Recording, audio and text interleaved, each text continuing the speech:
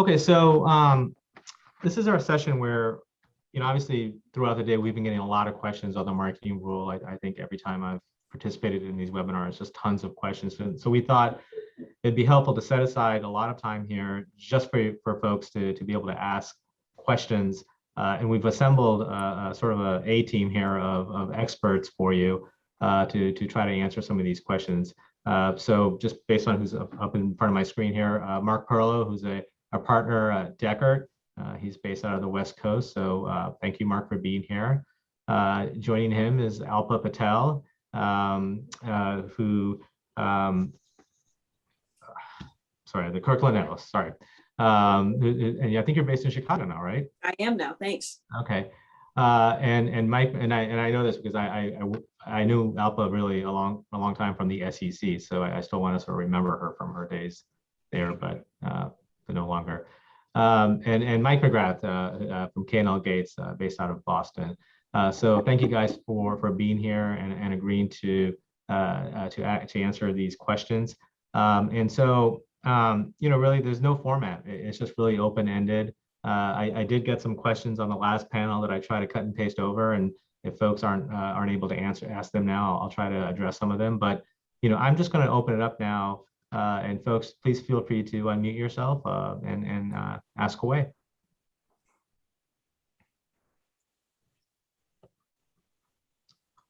Okay. Well, how about if I sort of break the ice here? So, Alpa, let's start with you. How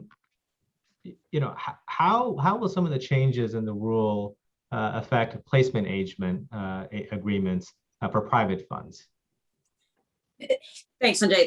It's sort of one that gets lost in all the discussion, right? The placement agents, we've been living certainly for the fund world after 2008 or so, when there was no action letter saying, hey, don't worry about the cash solicitation rule for your funds. We just sort of forgot about it as the placement agent agreements relate necessarily to the Advisors Act, and just worried about just general 33 Act and Company Act issues. But just as a primer, it's not going to change much on the U.S. side. I think we're always sort of still going through it. But our original read is if you're using a U.S. registered broker dealer, likely all the same. Your agreements, your fund counsel, no doubt, negotiates those heavily with the players, whether they're big or small. It's sort of, those agreements are all over the map, and each placement agent has their own terrible template that you end up having to work with, and you renegotiate those each time as if it's the first time that you've ever seen them. So it's always a painful process for everybody involved.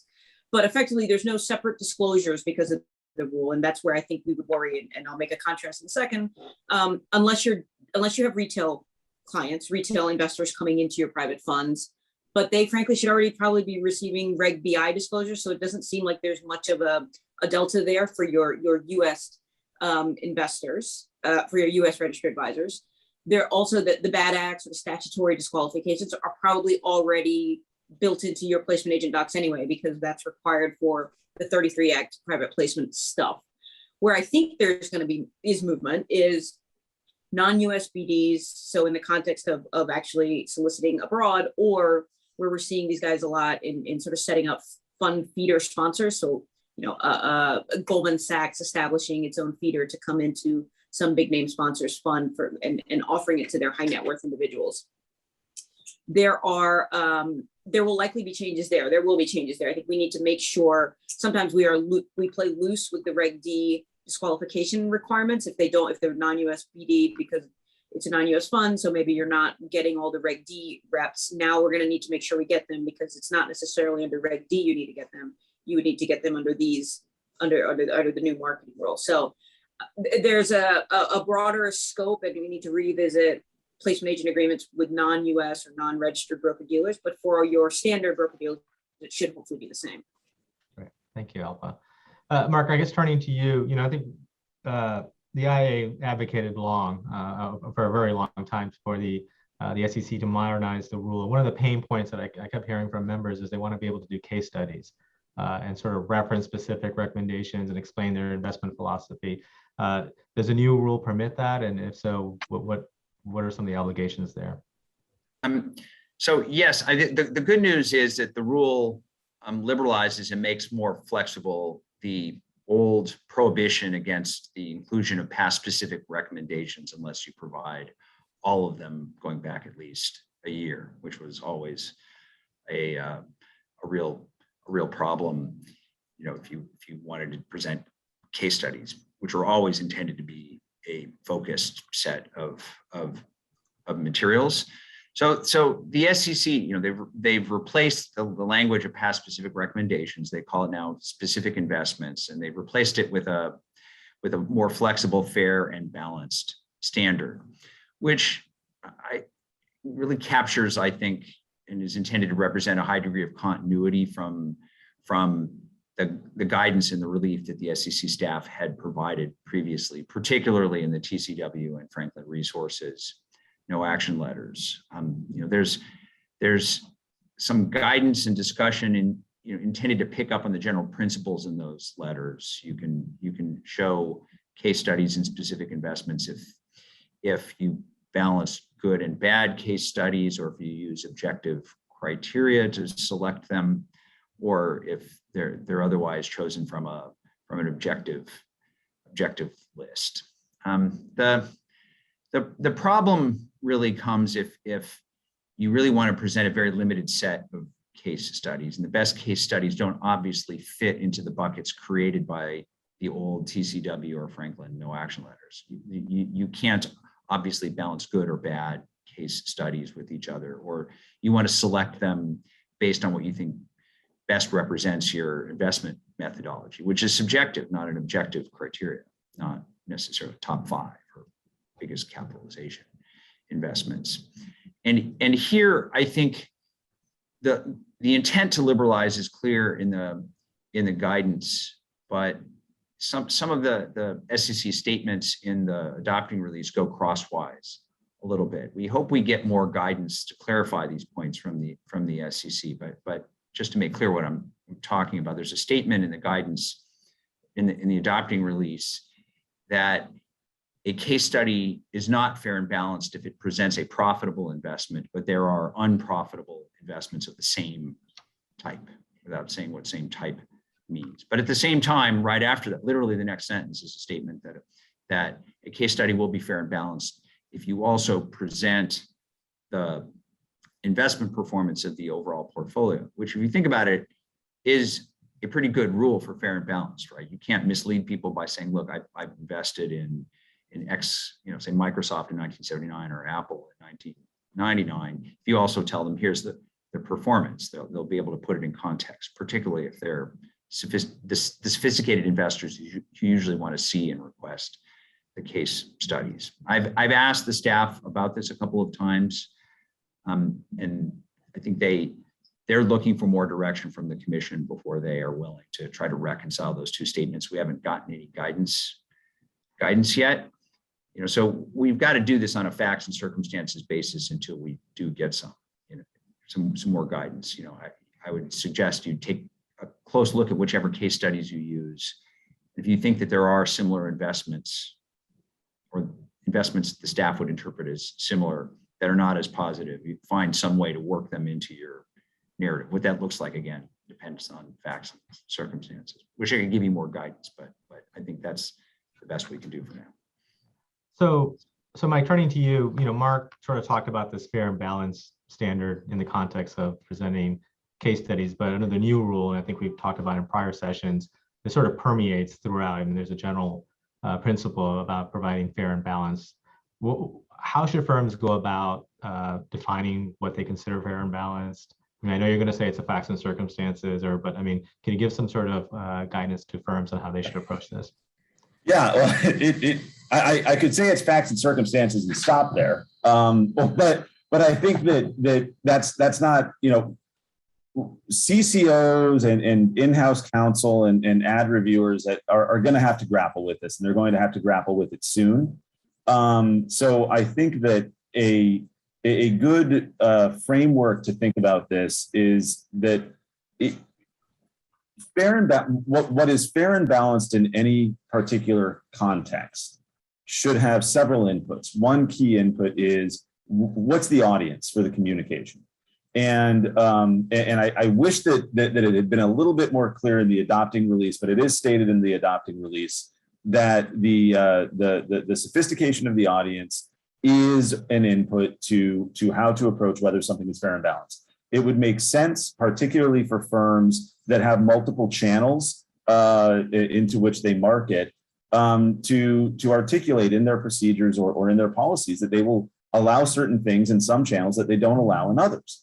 And that could dovetail with their hypothetical performance policies, but it doesn't need to. Other examples, I think that, jumping onto a point that Mark had made earlier, it may be, I'm not going to say this is the case, but it may be reasonable to say that we will allow case studies in advertisements that have the performance of the full portfolio and consider that to be fair and balanced with respect to institutions, but that with respect to a retail audience, something further might be necessary, like showing a more Franklin style or TCW style balanced presentation of individual positions.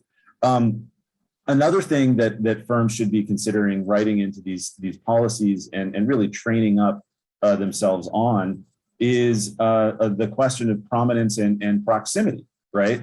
It is not, in my view, I'm gonna go back again, Mark, to the passage in the adopting release that you referenced.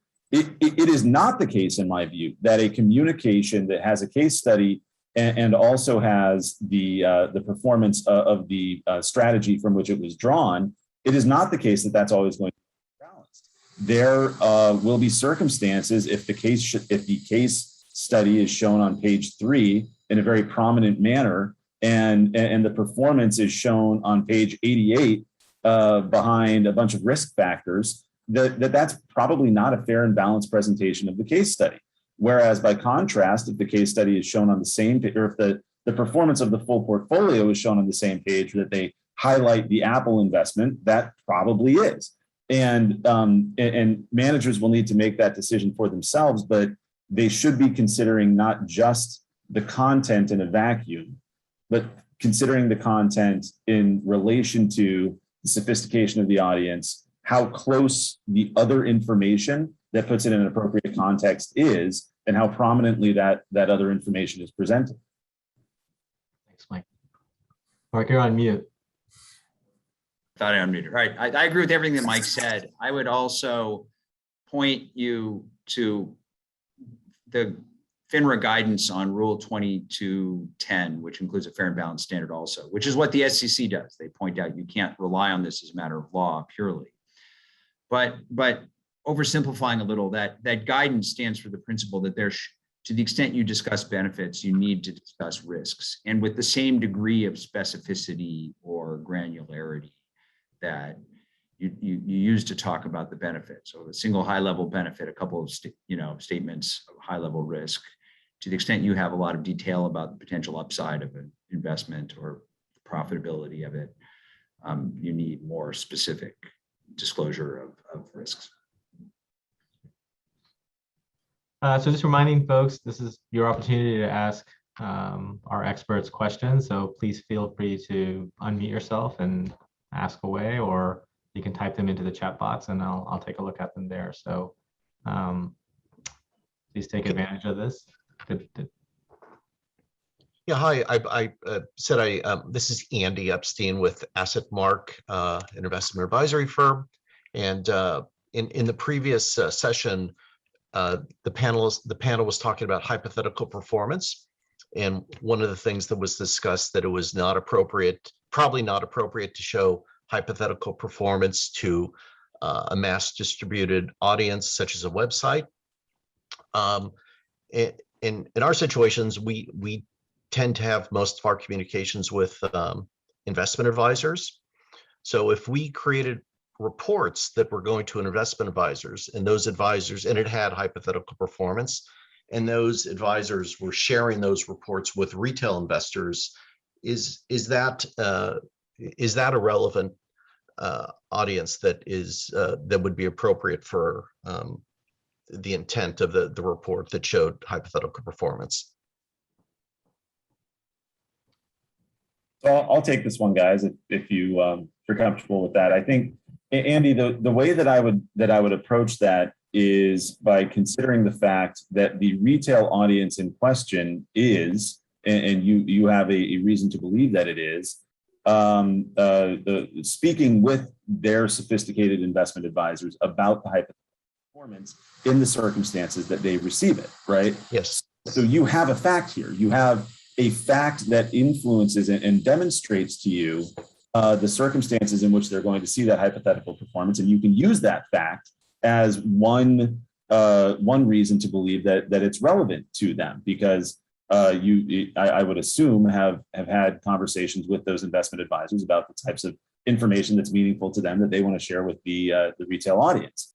And it may not be the case that you would be willing to share that same type of hypothetical performance information with those retail investors absent the intermediation of the investment advisor.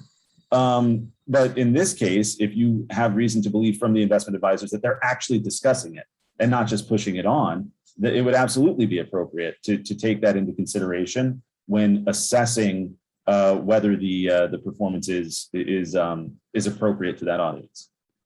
Thank you. That's the type of analysis I like.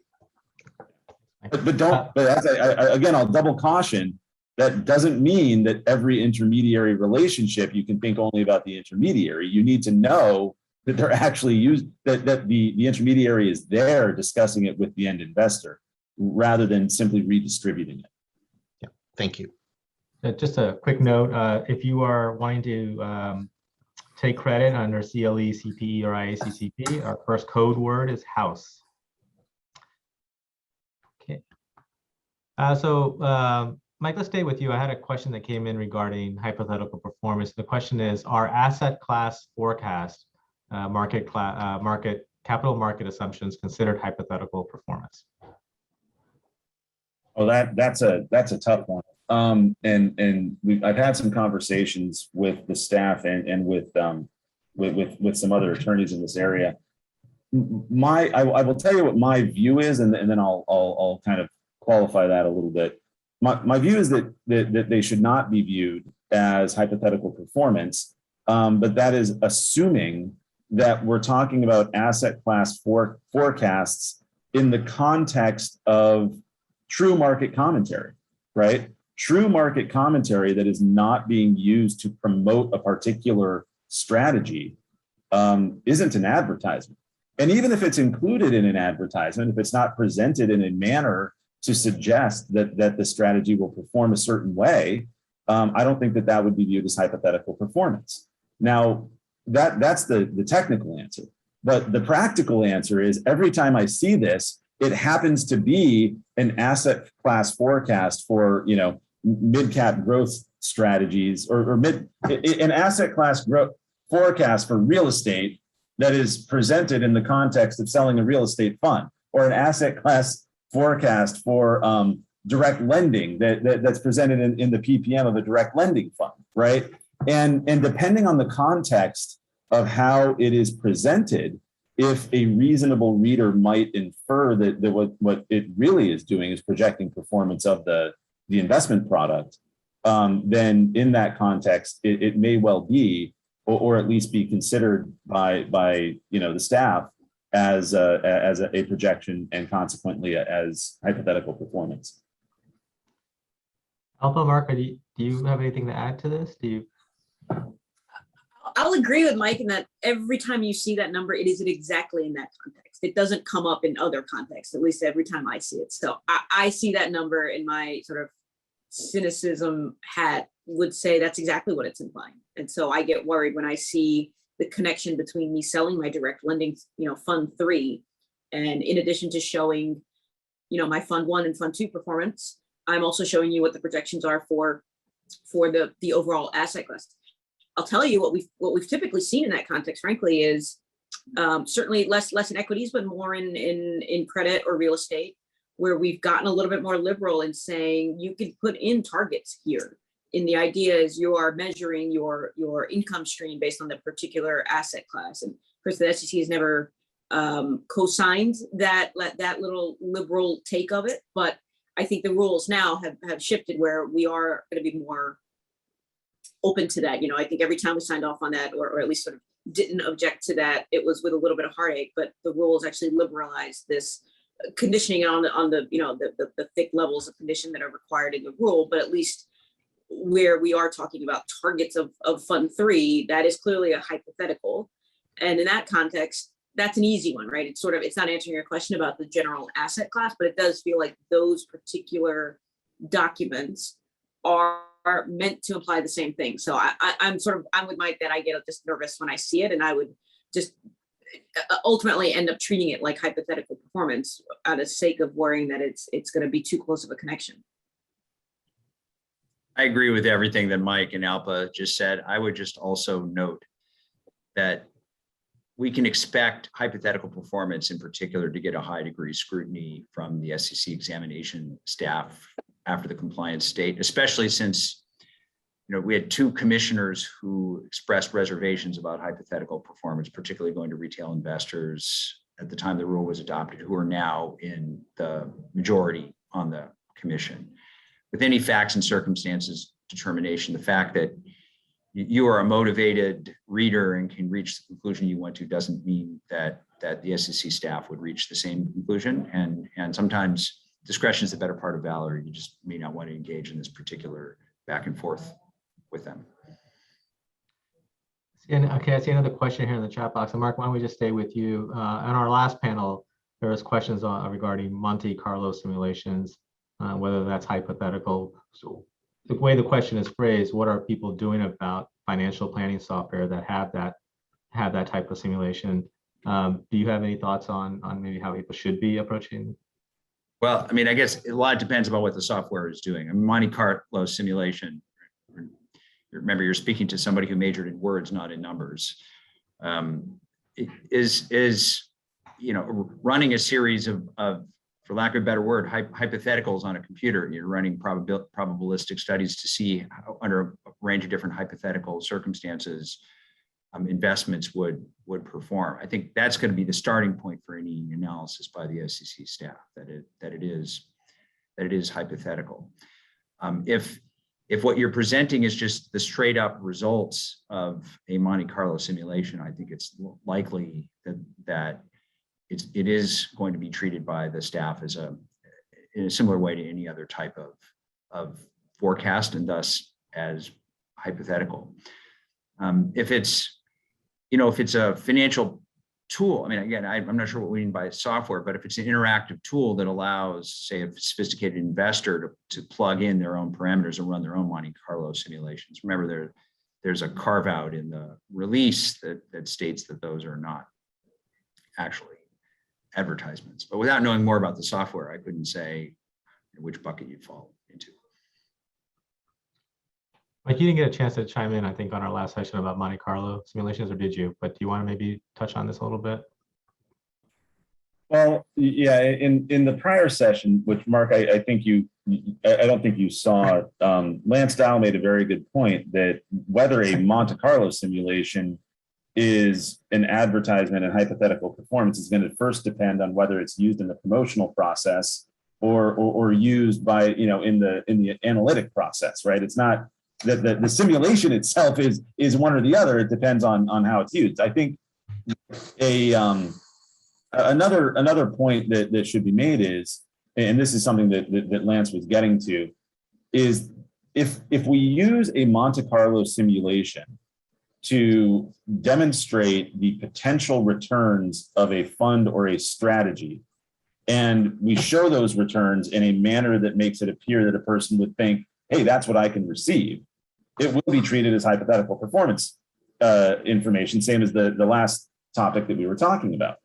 By contrast, if you have let's say like a model output of a Monte Carlo simulation in a deck that is discussing the various ways that you assess a strategy or assess risk, and it's not presented in the context that a person would interpret it to be representative of performance that could be obtained, then I don't think it necessarily would or should be treated as hypothetical performance information. So again, context, as is always the case, really, really matters here. and there's not a straight answer as to, just the simulation. How are you showing it? Hey, well, so I have a question here in the chat box. It's long, but I'll try to read it. We have a sample DDQ due diligence questionnaire. It says our performance hurdle gross of fees is mid-teens for each investment in our long-only portfolio, and that this is also our long-term performance target over a full market cycle. This goes only to institutional investors. From the last session, it was understood that this is now considered hypothetical. What do we need to disclose for this mass market advertisement? Anyone want to take that one? Like, since I guess you were on the last session, do you want to maybe take this one? Yeah, sure. I think that the first thing to take into account is that stating what your hurdle rate is, that should not be viewed as hypothetical performance information. Stating that it's your target over a full market cycle probably is hypothetical performance information. And with respect to what you now need to disclose, well, there are three elements to the hypothetical performance requirements. Number one is to ensure that it only goes to investors for whom it's relevant. You're sending this to institutional investors. You'll want a policy around that, but provided that you have the policy, you will be in good shape. Number two, to disclose the risks of relying on hypothetical performance information, and that would be here most likely narrative disclosure, similar to things that you have seen in the industry for decades, that will say statements like this target is not a guarantee, and we may not reach the target and we may lose money. And that will be articulated in a much better way than I've stated it here. Number three, though, is an interesting one, which is how did you reach the number that you're using here? And if the number, and I forget what the number was, but I think it was the high teens. Look, high teens is a pretty aggressive target to hit in IRRs. I don't know what the asset class is, but you would want to indicate what the sources of information were that caused you to use that hurdle.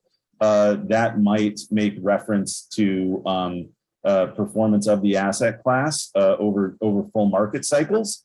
It might make reference to other parts of your own presentation that demonstrate what the performance has been in prior funds in the program.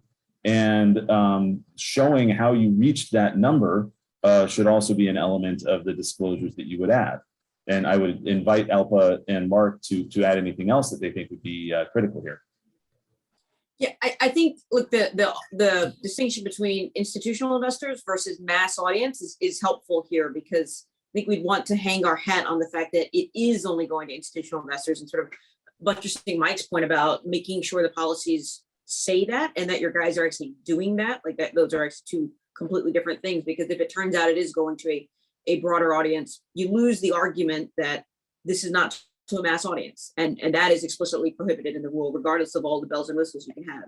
If it's deemed to be a mass audience, it's not allowed. And you're right, this is definitely hypothetical information when you get into, or hypothetical performance once you get into that second step. So just, it's not necessarily, like, part of it is a function of disclosure and policies and making sure all that is clear, but there's sort of no way out of the mass audience piece, and you need to make sure you are abiding by that in the first place. Thank you, Alpa.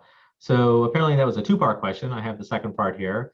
If you send out a quarterly investor letter that complies with the 1, 5, and 10 since inception return disclosures to potential investors, and include in the body of the email that quarters investment returns net of fees, is there something that needs to be disclosed there with this quarterly return in the body, recognizing that we've addressed all the requirements in the quarterly letter? Does anyone want to take up that one?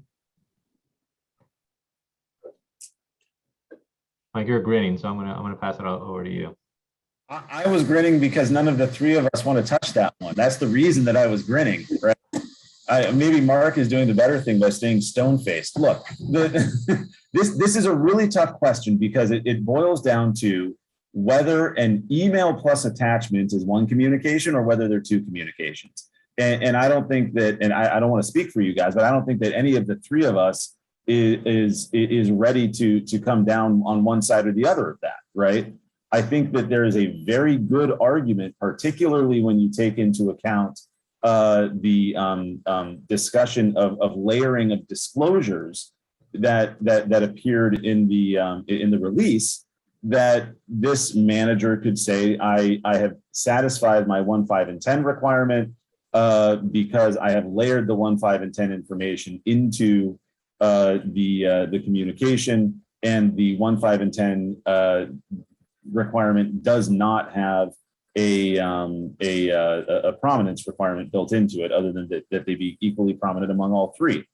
And although I could make that argument, I would discourage a client from advancing on that basis, because it's unclear, and there are very strong counter arguments. And to echo the point that Mark had made earlier, there are some areas where you don't want to be having that conversation or having those arguments with examination staff, and I don't think that this one is clear cut by any means.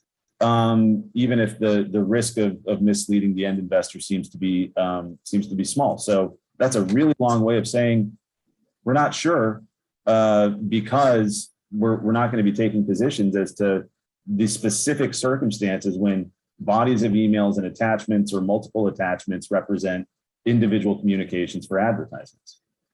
I'm gonna echo Mike's points, but I think with a conservative twist on it. I think there's a real risk here that the SEC staff use this as an attempt to get around the 1, 5, and 10-year requirements, because you're sticking it in the email, the one thing that everybody is guaranteed to read here. And again, even I think you have available to you the layering arguments that Mike made, but it could still make for an uncomfortable discussion. And just stepping back a second, the first time you go through an examination under the new rules from the staff, I think it's important to remember that the staff is going to be figuring these things out as well. And the principles-based nature of these rules is both a gift and a curse. There are an awful lot of answers that you've heard Alpa and Mike and I give today, and we're going to give today, depends on the context, or the SEC hasn't given us enough guidance to figure it out. That first examination is going to involve a lot of judgment calls where you're going to have to convince the staff you got the context right. I would try to minimize the number of discussions you have around the hard cases so that they'll tend to give you the benefit of the doubt where you really need it. Hey, Mark, let's stay with you here for this next question. So one of the, I think, positives of the new rule is to provide some clarification around the use of testimonials. But given that, what are some of the pitfalls or issues that folks should be mindful of or concerned about or try to address regarding the use of testimonials?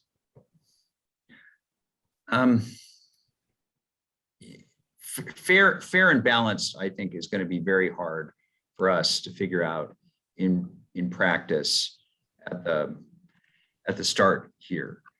And here again, I think this is the principles-based nature of the rule both giveth and taketh away. There's going to be a natural inclination in the testimonial to present positives, because of course that's the whole purpose of a testimonial. But again, I think you can expect the staff to look at with a more jaundiced eye towards testimonials than perhaps you might. Remember, there's also that general principle that factual statements need to be something that you can back up. While again the SEC said you don't need to keep a file proving every single statement that you've made. If in a testimonial one of your clients or someone purporting to be a client says something extremely positive, you need to be able to back it up in case there's SEC scrutiny. Don't forget also, there's the bad actor provisions. You need to have policies and procedures to cover those. Let's hope that none of the audience's clients fall into those categories. But you're asking about pitfalls. I'd just make sure you've got some kind of processes in place there as well. I don't know, Alpa, Mike, you guys thought about testimonials more than that?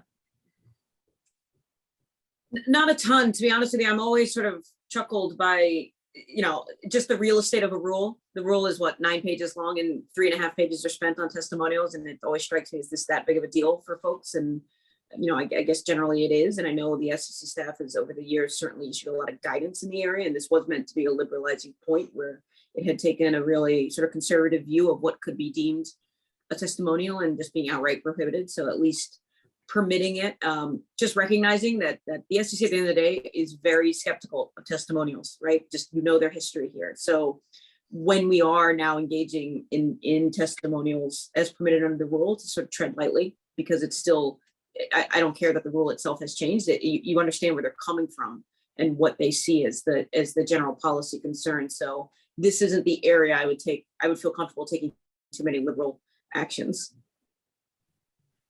I would also add, I think that this is related, that I would look out for the inadvertent compensated testimonial, right? Where you have people within the organization who have done some sort of favor for a client, and maybe there's this stray email that no one on the legal or the compliance team is aware of that says, hey, happy to do this for, happy to get your daughter into Princeton.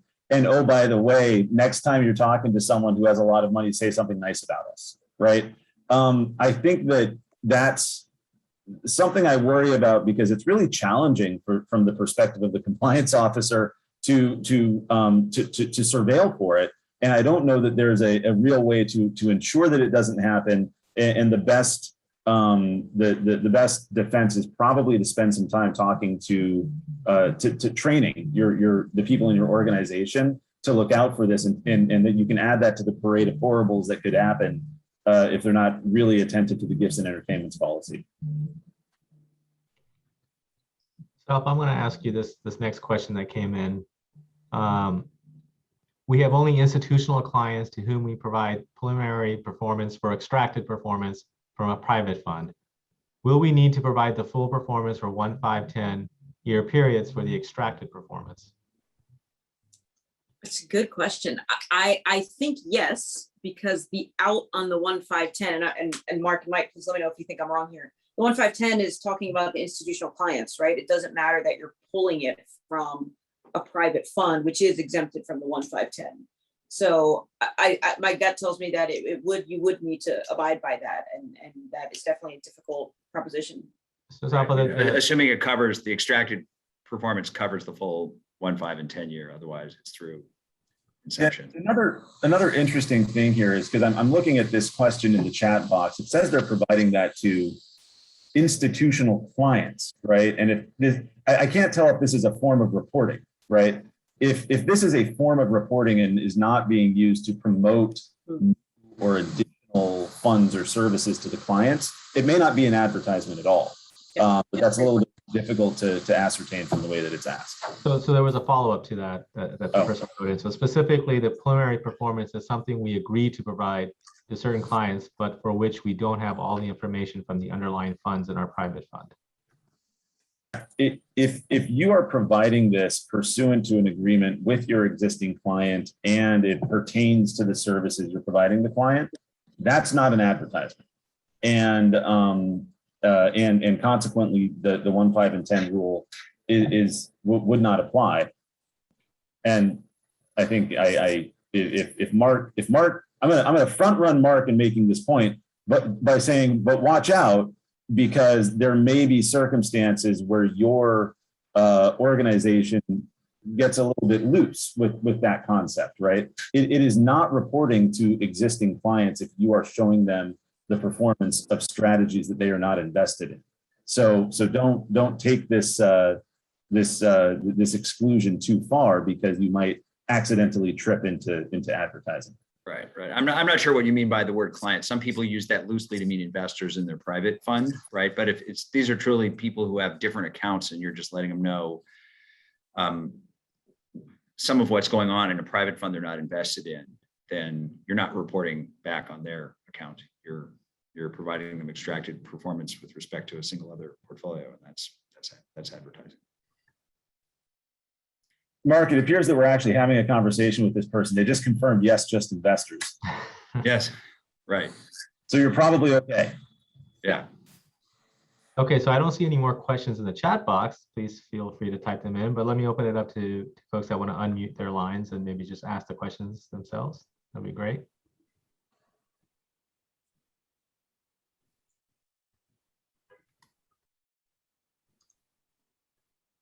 No? Okay, well, as you folks hopefully think of some more questions, let me see some questions that I got from the last. Mike, let's go back to the hypothetical performance. That's an area that we got a lot of questions on. So we've talked about some of the conditions, some of the things that you have to watch out for, but as a practical matter, what should firms be thinking about when they want to try to demonstrate compliance with these new requirements? I've got a couple thoughts, and they're not necessarily related to one another. The first point that I would make is that I think many advisors and fund managers out there are showing performance targets.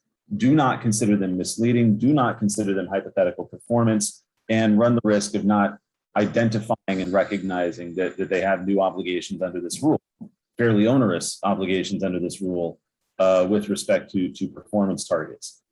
And the second point that I would make is, when firms are preparing what I will call, for lack of a better term, real hypothetical performance information, or things like track records drawn from multiple portfolios or back-tested performance, that in situations such as that, it's going to be very important to have a process to identify and understand what the assumptions are, how the performance was created, and frankly, to suss out some of the potential biases that are likely going to be present in that performance stream.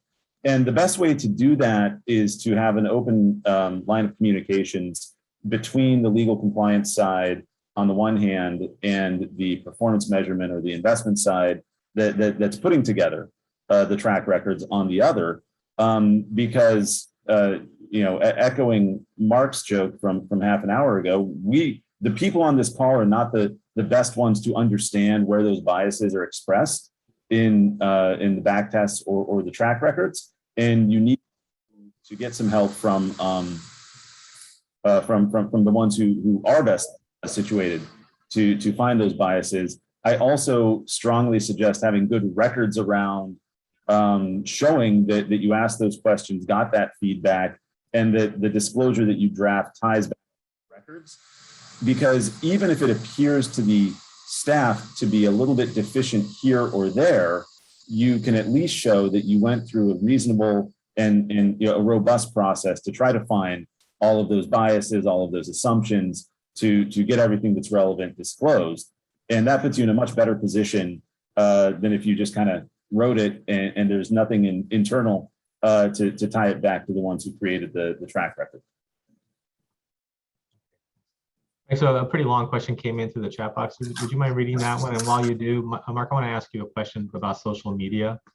So what are some of the things that firms need to think about under the new rules if they're paying third parties to endorse them or solicit investors on social media? So, I mean, the SEC staffers who were the ones who wrote this rule are all a generation younger than I am and are social media savvy people. And actually, I think we're really trying to adapt the rule and the guidance to social media.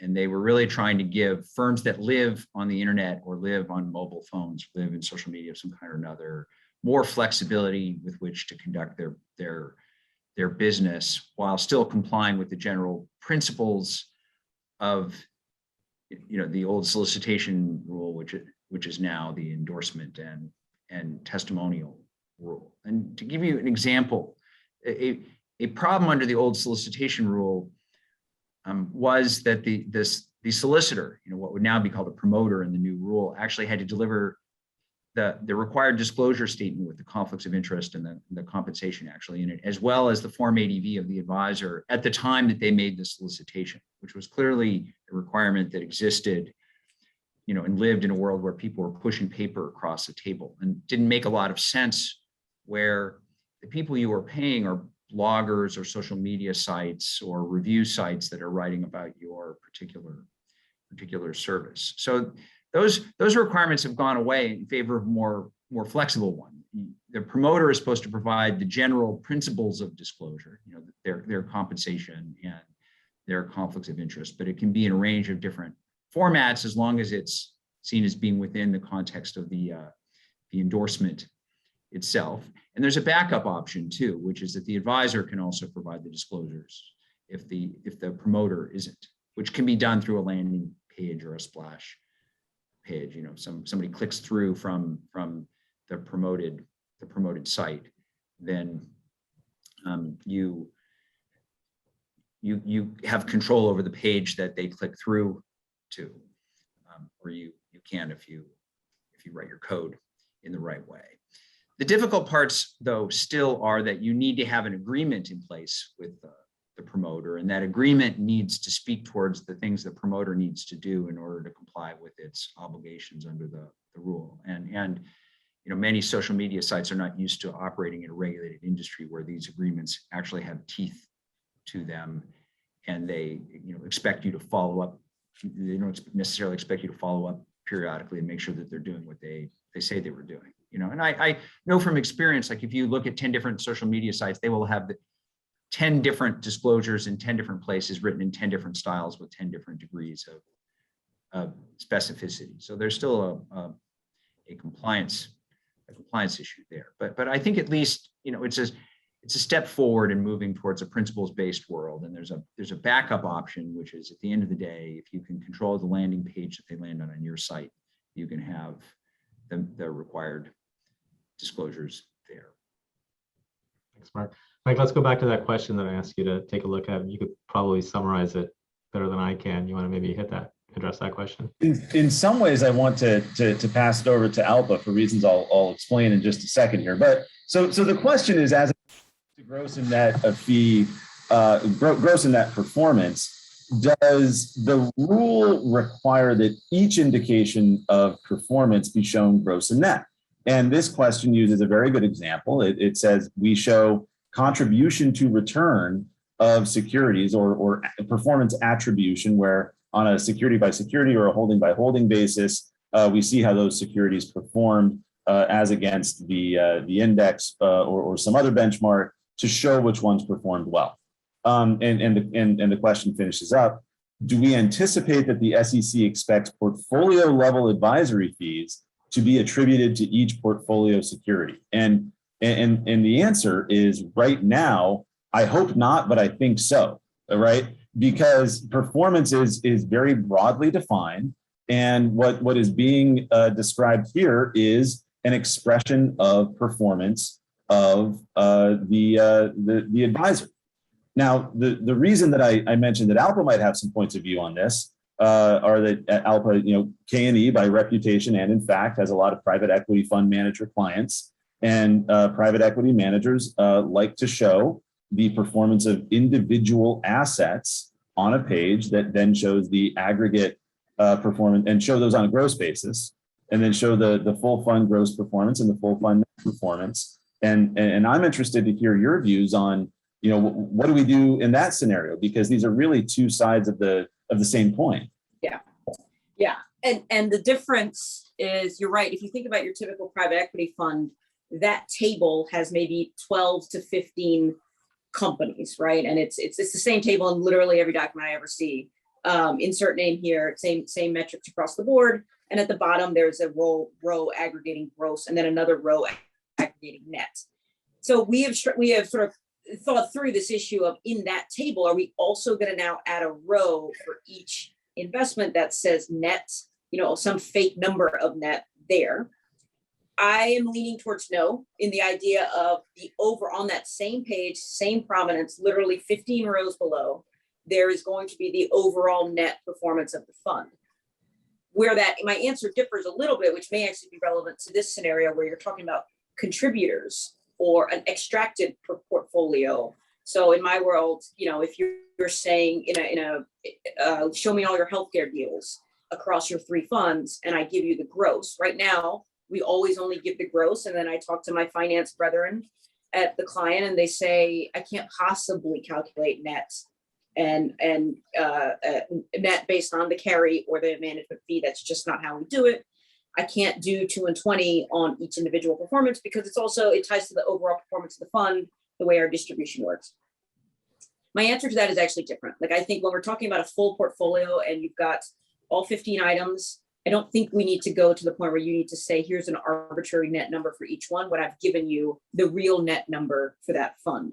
When you're talking about extracted performance across different portfolios where there's no fund performance to report, we are going to have to give a net number. And it is going to be, frankly, a fake net number because there's no real way to calculate net on that. You will ultimately be providing, you're going to come up with sort of a fake arbitrary calculation of 2 and 20 or whatever your blended fee rate might be. And then we're going to need to add a lot of disclosure about how that number is frankly fake. We're providing you a net number, but it's really sort of arbitrary in comparison to how the distributions and the fees and expenses of the fund will actually operate. So there will be some sort of lawyering in that language, but I do think we're going to have to come up with a fake net number for those areas where you are pulling pieces away. And I think the way this question is phrased is less about show me all your portfolio investments, but instead show me the pieces of the top 5 contributors or the bottom 5 contributors. And in that case, I think you're in more of an extracted performance land where we're looking at coming up with some level of, you need to be able to demonstrate what the net result actually is. Yeah, I would just add, even though unfortunately there's not a clear, answer to this question in the release, the structure of the rule and the release itself, as well as a lot of the language that the SEC uses, supports Alpa's and Kaney's point of view. Here, structurally, there's the distinction between performance on the one hand and specific investments on the other. They're regulated and treated differently. The SEC's language, when it talks about performance, it tends to speak in terms of portfolios and strategies, collections of securities rather than individual securities. And this is absolutely clearest when they discuss what calculation methodology you're required to use or not required to use. They don't actually specify one, but they speak in the language of strategies and portfolios there. I mean, still, the possibility for objection by the SEC or the staff, and we could get guidance that picks up on other elements in the release and goes, in a much more difficult direction here. But I think right now there's a lot of support for Alpa's approach. So Mark and Alpa, do you think that this is an area that may be ripe for further guidance, and recognizing that there are probably 80 or 90 questions that be answered in the form of FAQs on this rule? I will, I'll show my hand that I think that this is an area that I think would really benefit from some guidance from the staff to hopefully avoid different firms approaching the question in different ways, which I don't think would benefit the industry or investors in any fashion. I think so. I do think there's probably a difference. I'm hanging a lot of goodwill on the fact that the table exists, right? Like that net number is right there. I do think, in the case study scenario that we've been talking about, we may be coming up with arbitrary numbers there too, right? Because on that page, it's unlikely you are also looking at, you got your pretty graphic on the PPM or the pitch deck. It's unlikely that performance table that has the net number is also sitting in close proximity to be able to sort of hang your hat on that argument. I think there's if you're the SEC and you sort of put your policy hat on, if you think the presentation of multiple investments without a net number is misleading, you also think the presentation of one portfolio without a net number is misleading, right? That in my mind, when I'm wearing my old SEC hat, that's exactly where I would go. If you've taken that first step, that next step is sort of logical. But in the context of a performance table where I'm showing you all 15 assets that are in each fund, and it's the full track record, it's hard to say, go ahead and make those calculations. What's the purpose of that if ultimately you're talking about the experience of the fund? Thanks, Alpa. And I forgot to say the second code word for continuing education, ladder. Okay, so we've run out of time. I want to make sure I have an opportunity to thank our speakers here today. Mark, Alpa, Mike, thank you so much for being here and agreeing to answer questions. Some of them hard, some of them hopefully not so hard, but thank you for your thoughts, and we really appreciate it. I want to thank the audience for joining us here today. This is our last session. It's been a long day, and hopefully you found it practical and helpful, and you've collected some information to take back as you start implementing the new rule. Just a couple of housekeeping. You'll get a session evaluation via email sometime this afternoon. Please do fill it out. If you want to claim continuing education, you will have to fill it out and use the code words that we've given you here today. The deadline for submitting the evaluation and the code words is Monday, November 29th. And also don't forget to join us on our part 2 of our compliance workshop on Thursday, November 18th, where we'll do a deep dive. It's at 1 p.m. Eastern time. And there'll be 3 sessions on ESG investing, including a discussion on SEC exam issues relating to ESG, and 2 sessions on building an ESG compliance program. And just lastly, we're in the midst of planning our annual compliance conference, which will be held in March. We are planning to return to an in-person format on March 3rd and 4th. Registration will be open next week, so please do mark your calendars. It'll be great to see everyone in person. Again, it'll be March 3 and 4, 2022. Thanks again for joining us, and I'll see you again in a couple of weeks. Thank you, everyone. Take care.